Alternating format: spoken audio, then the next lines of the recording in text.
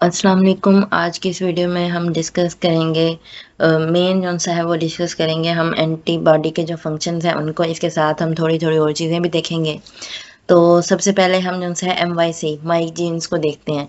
तो ये जो से है इनको ओंकोजेनिक जीन भी कहते हैं, ठीक है। और ये जो से जीन है ये जो अगर बी सेल में अगर इम्यूनिटी के साथ हम इसका रिलेशन देखें तो ये बी सेल के ग्रोथ रेगुलेशन के अंदर आते हैं, ठीक है। उनके मतलब प्रोलिफरेशन के अंदर आते हैं और ग्रोथ के अंदर इनका जो सा है रोल है अपना।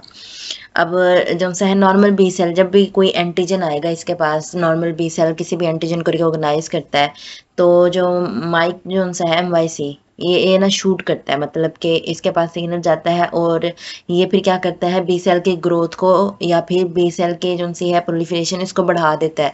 और बी सेल जो सा है बहुत ज़्यादा मतलब अपनी कॉपीज बनाते हैं बी सेल। तो जिससे जो सा है वो फिर जो एंटीजन होता है उसके अगेंस्ट अपना रिस्पॉन्स शो करते हैं। ये जो सा है इसका नॉर्मल है। लेकिन कुछ सिचुएशन में ऐसा होता है कि अगर ये मतलब ज़्यादा बढ़ जाए ये जो सा रिस्पॉन्स है तो फिर कैंसर काज भी हो सकता है इससे, ठीक है। वैसे यही है कि ये रेगुलेशन में बी सेल में जो इनका काम है, वैसे इसके अलावा एक और भी इनके काम है इस जीन के। बी सेल में यही है कि बी सेल की जो सी है ग्रोथ उसको रेगुलेट करता है और वैसे भी रेगुलेटरी जीन है ये। उसके अलावा है कि जो हमारे पास एंटीबॉडी होती है उसका जो हैवी चेन लोकस होता है वहाँ पे बहुत ज़्यादा म्यूटेशन हो सकती है, ठीक है। अगर हम कहें कि एंटीबॉडी में म्यूटेशंस का सबसे ज़्यादा चांस कहाँ पे है तो वो हमारे पास जो से हमारे पास हैवी चेन लोकस है ना हमारी एंटीबॉडीज़ का, वहाँ पे सबसे ज़्यादा म्यूटेशन हो सकती है।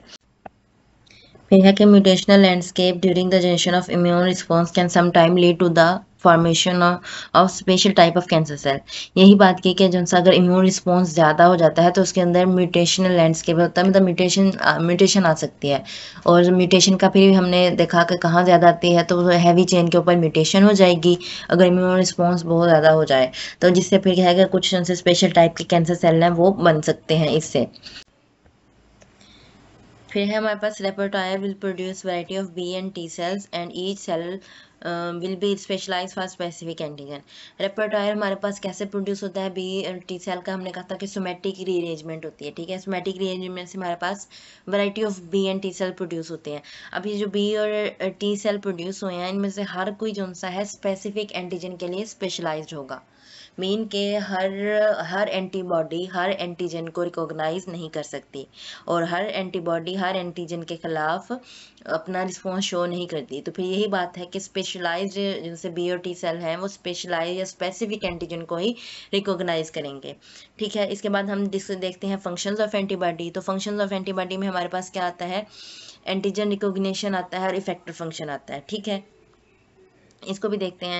इसके बाद देखें कि when antigen binds with the antibody proliferation of the antibody take place that will be responsible for the formation of active profile, ठीक है। एंटीजन आके जब बाइंड होता है तो फिर प्रोफिलेशन स्टार्ट हो जाती है और फिर हमारे पास एक्टिव प्रोफाइल मीन के प्रोफिलेशन स्टार्ट हुई तो एंटीबॉडीज हमारे पास प्रोड्यूस होना शुरू हो गई।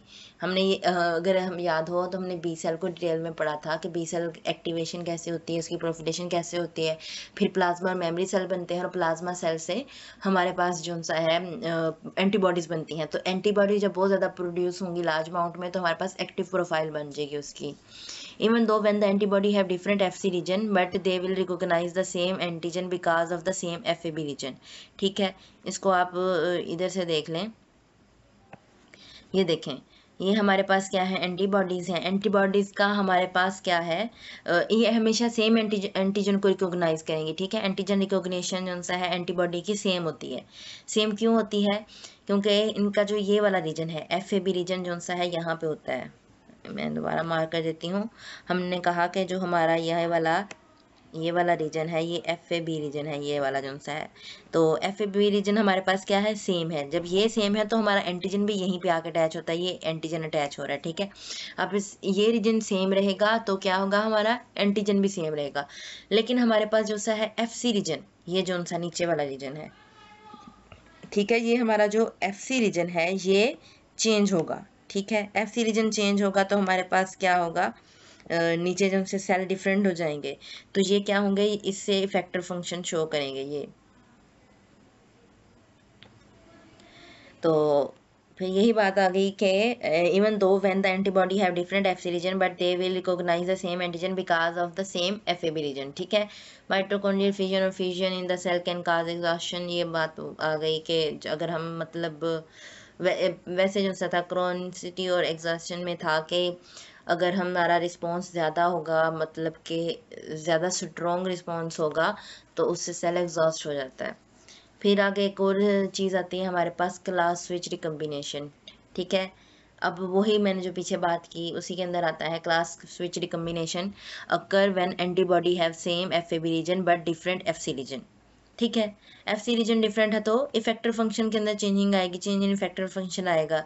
ठीक है, ये देखें हमारे पास क्या है, ये क्लास स्विच रिकम्बिनेशन हो रहा है कि हमारे पास F A B region same है और नीचे वाला एफ सी रीजन चेंज हो रहा है, तो ये क्या है, ये क्लास स्विच रिकम्बिनेशन है। इसके बाद आता है हमारे पास थ्रेशोल्ड। थ्रेशोल्ड क्या है, affinity between antibody and antigen and the time of their bonding will generate signal. ठीक है, the value of the signal at which our immune system produce response is threshold value। threshold value क्या है, वो minimum value है, वो कम से कम value है जिसके ऊपर हमारा इम्यून सिस्टम रिस्पॉन्स प्रोड्यूस करता है। आप एंटीजन और एंटीबॉडी को ले लें, एंटीजन और एंटीबॉडी की अटैचमेंट होनी है। अब एंटीजन एंटीबॉडी से इतना अटैच हो जाए कि वो एंटीबॉडी को ट्रिगर कर सके और एंटीबॉडी जो है अपना रिस्पॉन्स प्रोड्यूस कर सके। ठीक है, तो ये चीज़ जो सी है ये थ्रेशोल्ड के अंदर आती है, मतलब इतने टाइम के लिए इतनी बॉन्डिंग हो जाए कि एनफ हो जाए कि उसके अंदर सिग्नल जनरेट हो सके। उसके बाद हमारे पास जो नेक्स्ट चीज़ आती है वो है डिसोसिएशन कांस्टेंट, उसको केडी से रिप्रेजेंट करते हैं, और डिसोसिएशन कांस्टेंट कौन सा है, इनवर्सली प्रोपोर्शनल है अफिनिटी के। ठीक है, अफिनिटी क्या है, अफिनिटी होती है अट्रैक्शन, अट्रैक्शन क्या है, किस चीज़ के दरमियान होगी, एंटीजन और एंटीबॉडी के दरमियान होगी। ठीक है, अब ये जो सा हमारा डिसोसिएशन कांस्टेंट है किस चीज़ पे डिपेंड करता है, मेजर ऑफ अफिनिटी पे, मतलब कि अफिनिटी कितनी ज़्यादा है उसके ऊपर बेस करता है। एंड फिर किस चीज़ पे बेस करता है कि how one molecule attract with it specific antigen in the presence of other molecule. ये भी अफिनिटी के अंदर ही आ जाता है कि हमारा मालिक्यूल उसकी अफिनिटी कितनी है एंटीजन के साथ, जब बहुत सारे मालिक्यूल प्रेजेंट हैं लेकिन एंटीजन के साथ फिर हमारे मालिक्यूल कितना इंटरेक्ट कर रहा है, कितनी उसकी अफिनिटी है, तो ये चीज़ भी डिसोसिएशन कांस्टेंट के लिए मैटर करती है। ठीक है, उसके बाद हमारे पास आता है अफिनिटी मैचुरेशन का कंसेप्ट। अफिनिटी मैचुरेशन भी यही है कि इतनी स्ट्रॉन्ग जो सी है, मतलब अफिनिटी हो, ये इतनी स्ट्रॉन्ग बॉन्डिंग हो कि हमारा जो सा एंटीजन है, हमारी जो एंटीबॉडी है वो रिस्पॉन्स प्रोड्यूस कर सके, हमारे एंटीजन को रिकॉग्नाइज कर सके। Affinity should be directed otherwise antigen and antibody will lose their recognition ability. अगर मतलब अफिनिटी मैचुरेशन नहीं होती, अफिनिटी अगर इतनी ज़्यादा नहीं होती तो क्या होगा, एंटीजन और एंटीबॉडी के दरमियान रिकॉग्निशन उनकी एबिलिटी खत्म हो जाएगी, मतलब कि जब अट्रैक्शन नहीं, मतलब कि जब उनके दरमियान सिग्नल जनरेट नहीं हुआ, इतनी देर के लिए उनका बॉन्ड नहीं बना, तो वो क्या होंगे, वो सेपरेट हो जाएंगे, तो एंटीजन के खिलाफ कोई भी एक्शन या कोई भी रिस्पॉन्स प्रोड्यूस नहीं हो सकेगा।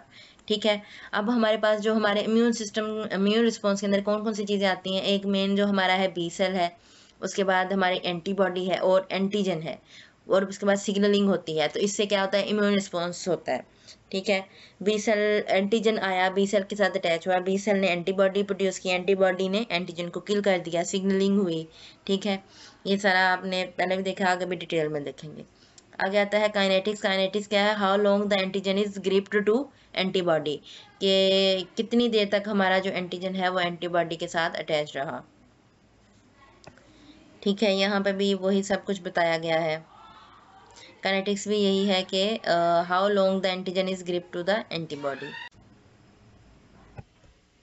तो ये केडी कांस्टेंट की एग्जांपल में था कि मतलब कि हमारा जो सा मॉलिक्यूल है वो दूसरे मॉलिक्यूल्स की प्रेजेंस में उसके एंटीजन के साथ बॉन्डिंग कितनी है, तो ये उसकी एग्जांपल है कि जैसे हमारे पास 1000 एंटीजन मौजूद है and the antibody has affinity for the only one antigen and it will find it and bind with it.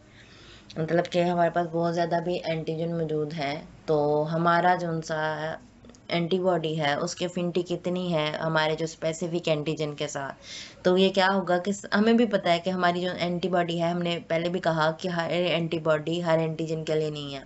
Means के स्पेसिफिक जो सी एंटीबॉडी है वो स्पेसिफिक एंटीजन के साथ बाइंड करती है। तो यहाँ पे भी वही बात की गई है। ठीक है, डिसोसिएशन कांस्टेंट का क्या दिया गया है कि अगर डिसोसिएशन कांस्टेंट हमारे पास ज़्यादा हो तो उसकी अफिनिटी हमारे पास कम हो जाएगी। अगर डिसोसिएशन कांस्टेंट की वैल्यू कम हो तो उसकी अफिनिटी ज़्यादा हो जाएगी। हमने पहले भी डिस्कस किया कि जो हमारा डिसोसिएशन कांस्टेंट है वो इन अफिनिटी के इन्वर्सली प्रोपोर्शनल है।